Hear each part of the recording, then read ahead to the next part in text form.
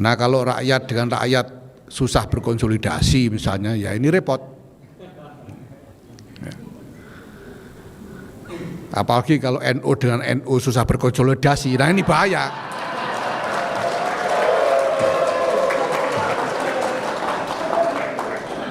Apalagi ada yang diajak berkonsolidasi tidak mau, nah ini bahaya sekali.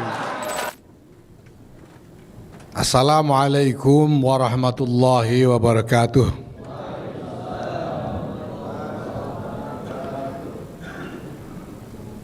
Alhamdulillah wa syukurillah wassalatu wassalamu ala rasulillah Sayyidina Maulana Muhammadin ibn Abdillah wa ala alihi wa sahbihi wa mawalah. Amma ba'd, yang saya hormati Khatib Syuriah Pengurus Besar Nahdlatul Ulama Kiai Haji Nurul Yakin Ishaq, yang saya hormati Sekretaris Jenderal Pengurus Besar Nahdlatul Ulama Kiai Haji Dr. Amin Said Husni, yang saya hormati Direktur BPJS, Direktur saya lupa tadi Direktur apa, Wakil dari BPJS Pak Hendra Nurprianto, yang saya hormati staf ahli Kementerian Koordinator Pemberdayaan Masyarakat Pak Sugeng Bahagio. Tadi pagi saya diberi tahu bahwa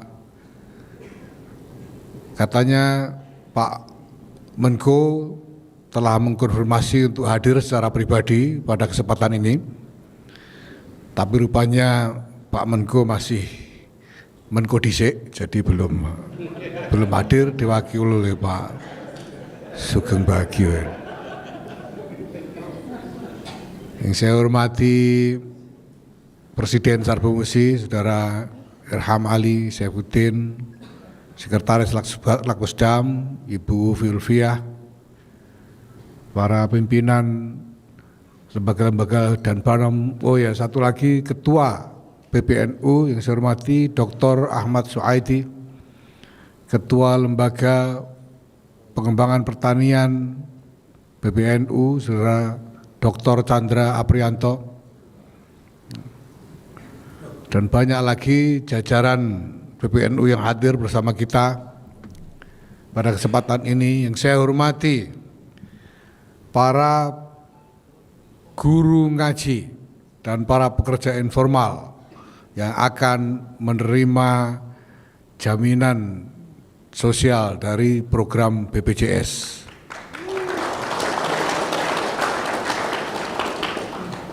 Alhamdulillah. Bapak Ibu sekalian yang saya hormati, sejak permulaan dari masa bakti Pengurus Besar Nahdlatul Ulama periode ini, saya dan teman-teman jajaran PBNU telah memancangkan satu komitmen bahwa Jam'iyah ini, organisasi ini, Jam'iyah Nahdlatul Ulama ini harus mampu menghadirkan khidmah yang nyata bagi warga. Main Tilepus bikin waktu berlalu tanpa terasa. Game ini beneran seru dan menyenangkan. Ada perawatan yang murah, milih yang mahal, harus ke tempat skincare, segala macam habis juta. Khidmah yang nyata itu artinya adalah khidmah yang maslahatnya sungguh-sungguh dirasakan secara nyata oleh warga. Warga kita menurut laporan berbagai survei sudah tidak kurang dari separuh penduduk Indonesia ini mengaku sebagai warga Nahdlatul Ulama. Maka menjadi tugas raksasa bagi Jam'iyah, bagi organisasi Nahdlatul Ulama ini untuk sungguh-sungguh bisa menghadirkan maslahat yang nyata-nyata dirasakan oleh warga. Nah, bagaimana caranya? Pertama-tama kita tahu bahwa Jam'iyah Nahdlatul Ulama ini memiliki struktur organisasi dengan susunan kepengurusan dan personil-personil yang menjangkau sampai ke tingkat desa. Saat ini Jam'iyah Nahdlatul Ulama ini selain telah memiliki 38 pengurus wilayah di 38 provinsi, 548 pengurus cabang di 533 kalau tidak salah kabupaten kota di seluruh Indonesia. Kita memiliki pengurus di tingkat majelis wakil cabang atau tingkat kecamatan tidak kurang dari 7.000 MBC. Di antara sekitar 7.200 sekian kecamatan. Jadi hanya 200 sekian kecamatan saja yang belum ada MBC NU. Dan kita punya ranting tidak kurang dari 61.000 ranting di seluruh Indonesia. Di antara sekitar 80.000 desa yang ada di seluruh Indonesia ini. Sebagian besar sudah ada ranting-ranting Jam'iyah Nahdlatul Ulama. Nah, ini adalah infrastruktur organisasi yang seharusnya dapat diberdayakan, dapat difungsikan untuk menjangkau warga, untuk mengenali kebutuhan-kebutuhan warga, dan kemudian menghadirkan maslahat pemenuhan terhadap kebutuhan-kebutuhan tersebut. Nah, alhamdulillah melalui agenda konsolidasi dan transformasi tata kelola organisasi yang telah kita kerjakan secara habis-habisan dengan kerja keras luar biasa mulai dari tingkat PBNU sampai ke tingkat ranting, alhamdulillah sekarang kita memiliki sistem keorganisasian yang jauh lebih kokoh sehingga bisa dengan mudah kita melakukan mobilisasi menggunakan infrastruktur organisasi yang kita miliki, jaringan struktur kepengurusan organisasi yang sampai ke desa itu, kita bisa dengan mudah dan cepat melakukan mobilisasi peran serta, mobilisasi partisipasi dari warga sedemikian rupa berkali lipat kinerjanya daripada apa yang bisa dicapai di masa-masa lalu. Saat ini saja tadi sudah disebutkan, hanya dalam beberapa hari, tadinya ditarget hanya 500 orang peserta bisa digalang, ternyata hasilnya lebih dari 10.700 peserta untuk BPJS ini bisa digalang dengan menggerakkan infrastruktur organisasi. Ini adalah capaian yang alhamdulillah bisa kita wujudkan. Nah, persoalannya kemudian Bapak Ibu sekalian, bahwa penyediaan layanan, penyediaan pemenuhan kebutuhan dan hajat dari warga itu sendiri tidak mungkin disediakan oleh NU sendiri. Tidak mungkin. Kenapa? Karena NU tidak memiliki sumber daya dan tidak dalam posisi untuk memobilisasikan sumber daya bagi pemenuhan seluruh kebutuhan-kebutuhan warga tersebut. Ya. Nah, tapi pada saat yang sama kita juga mengerti bahwa warga Nahdlatul Ulama yang separuh dari penduduk Republik Indonesia ini adalah juga rakyat Indonesia. Tolong beri aku 1 minggu lagi. Aku pasti akan membayar kamu minggu depan. Aku hanya meminjam sedikit dan maka mereka semua ada termasuk di dalam tanggung jawab dari pemerintah Republik Indonesia. Dan pemerintah memang dalam posisi berwenang untuk memobilisasikan sumber daya dan berkewajiban untuk mentasarrufkan sumber daya negara itu bagi sebesar-besar kesejahteraan rakyat. Oleh karena itu seharusnya negara yang bertanggung jawab untuk memenuhi kebutuhan-kebutuhan rakyat Indonesia ini, termasuk kebutuhan dari warga Nahdlatul Ulama. Nah, di dalam realitas kita hari ini, Bapak Ibu sekalian, ya kita tahu itu jelas masuk akal. Kenapa? Karena pajak dan lain-lain masuknya ke kantong negara, ya. Dan NU ya hanya kadang-kadang saja mendapatkan bagian sedikit-sedikit. Maka tentu saja kewajiban untuk pemenuhan kebutuhan warga itu adalah kewajiban negara, dalam hal ini pemerintah. Nah, persoalannya pemerintah juga memiliki keterbatasan-keterbatasan, termasuk keterbatasan di dalam menjangkau warga masyarakat, penduduk, rakyat yang membutuhkan layanan dari negara atau pemerintah. Ini bisa kita lihat seperti apa yang sekarang ini sedang kita kerjakan bersama. Ketika pemerintah bersama dengan BPJS menyediakan layanan jaminan sosial untuk para pekerja informal dan pekerja rentan, serta untuk para guru ngaji.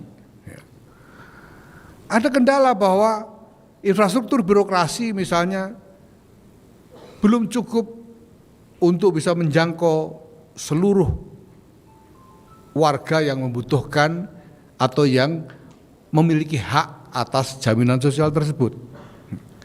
Di sisi lain, warga yang berhak ini juga banyak yang sebetulnya masih belum mengerti apa sebetulnya yang menjadi hak mereka dan bagaimana cara mendapatkannya.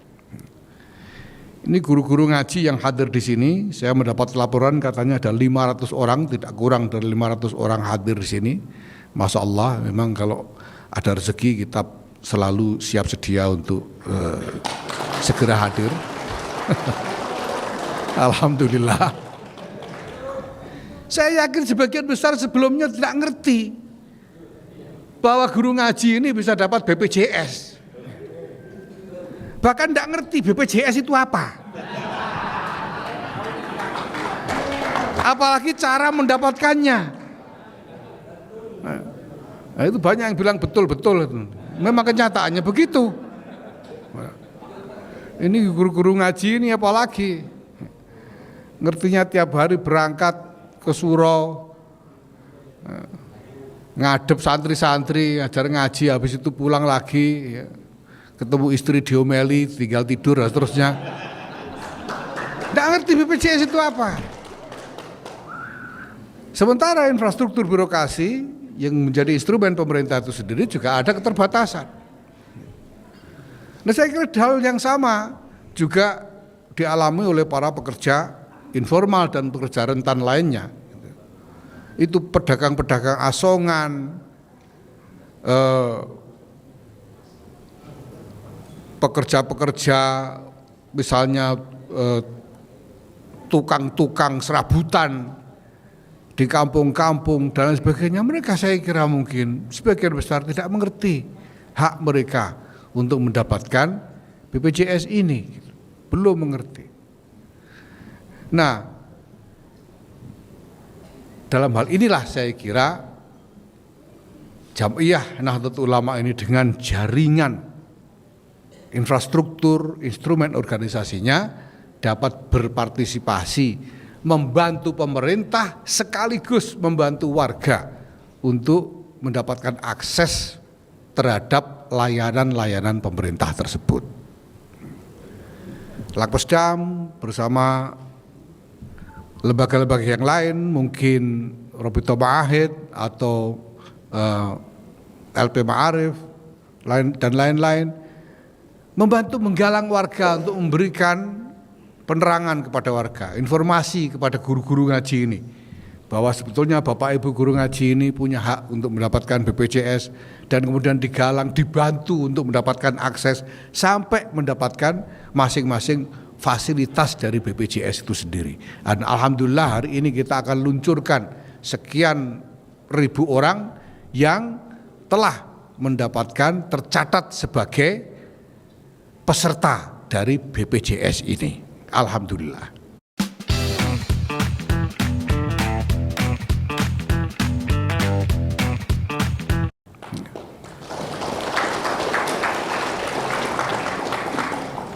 Nah, Bapak Ibu sekalian yang saya hormati, ini semua pertama adalah wujud dari kesadaran kita tentang di mana kita mendudukkan Nahdlatul Ulama ini di tengah keseluruhan konstelasi bangsa ini. Ada pemerintah, ada aktor-aktor bisnis, ada elemen-elemen bangsa yang lain, dan ada Nahdlatul Ulama. NU ini kita tempatkan di mana? Ada partai-partai. Kita harus menempatkan NU ini di tempat yang paling tepat, yang paling maslahat untuk rakyat dan sekaligus untuk negara. Maka di antara agenda transformasi yang dicanangkan oleh Pengurus Besar Nahdlatul Ulama, di samping konsolidasi organisasi adalah juga reposisi dari Nahdlatul Ulama ini di tengah konstelasi bangsa. Nahdlatul Ulama tidak boleh lagi ikut-ikutan di dalam apapun yang sifatnya merupakan kontestasi politik.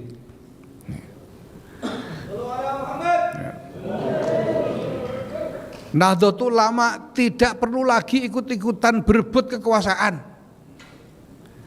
Nahdlatul Ulama tidak perlu lagi ikut-ikutan berebut jabatan-jabatan di pemerintahan. Yang dibutuhkan adalah Nahdlatul Ulama menempatkan diri sebagai jembatan antara pemerintah dengan rakyat. Ini yang sedang kita bangun bersama-sama. Dan ini sangat relevan dengan konteks realitas kita hari ini. Negara kita, bangsa kita hari-hari ini sedang menghadapi tantangan-tantangan yang luar biasa besar. Tantangan-tantangan yang mungkin belum pernah ada presiden sebelumnya. Sebelum ini belum pernah. Realitas internasional yang kita hadapi hari ini misalnya, ini penuh dengan berbagai macam masalah. Penuh dengan berbagai macam tantangan yang tidak ringan, yang harus dihadapi dengan sungguh-sungguh, dan tidak mungkin negara kesatuan Republik Indonesia ini akan berhasil mengatasi tantangan-tantangan itu kecuali kita berkonsolidasi bersama sebagai satu bangsa yang satu, bersama-sama menghadapi dan mengatasi tantangan bersama. Tidak ada cara lain. Tidak ada cara lain. Sekarang ini adalah waktunya survival, waktunya bertahan di tengah gelombang dinamika yang luar biasa. Maka apapun gagasan-gagasan yang mungkin selama ini dianggap populer, ya, harus kita tundukkan di bawah hajat bersama dari bangsa kita ini, yaitu hajat untuk berkonsolidasi. Selama ini mungkin ya sebelumnya populer dikotomi antara pemerintah sebagai penguasa dan rakyat sebagai pihak yang dikuasai. Ini cara berpikir yang dikotomis. Dikotomi antara negara yang memiliki wewenang dan masyarakat yang dikendalikan oleh negara misalnya. Saya kira pemikiran dikotomis semacam itu bukan satu-satunya perspektif yang bisa kita gunakan. Pada satu titik, terutama dalam konteks realitas kita hari ini, kita harus berpikir bahwa saat ini kita butuh rakyat berkonsolidasi dengan pemerintah, masyarakat berkonsolidasi dengan negara. Nah, kalau rakyat dengan rakyat susah berkonsolidasi misalnya, ya ini repot. Apalagi kalau NU dengan NU susah berkonsolidasi, nah ini bahaya.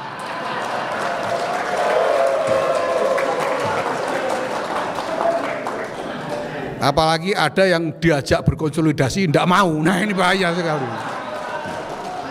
Ini tantangan pertama kita. Ya ini gara-gara, ya karena kita masih belum mampu memahami realitas. Kita ini bukan, ini Bapak Ibu sekalian, ini bukan waktu-waktu yang biasa saja. Kita ini berada di tengah realitas yang luar biasa, yang membutuhkan tekad, membutuhkan langkah-langkah, dan membutuhkan semangat yang luar biasa untuk bisa kita atasi bersama-sama. Kita tidak boleh mengabaikan itu. Nah, maka dalam hal ini saya ingin menggunakan kesempatan untuk menyampaikan selamat dan salut kepada Sarbu. Really low prices. Enjoy the preferential price of hot products. Save your cost. Come and buy it.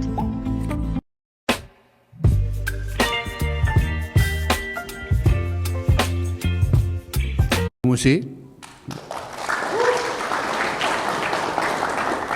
yang telah mengembangkan dan berhasil mengembangkan konstituensinya sampai kepada para pekerja informal dan pekerja rentan. Mungkin saya tidak tahu, mungkin Sarbu Musi ini baru satu-satunya serikat buruh yang mengcover para pekerja informal dan pekerja rentan sebagai konstituennya. Ini adalah perluasan khidmah, tapi sekaligus juga perluasan jangkauan konsolidasi masyarakat yang sangat kita butuhkan. Ya.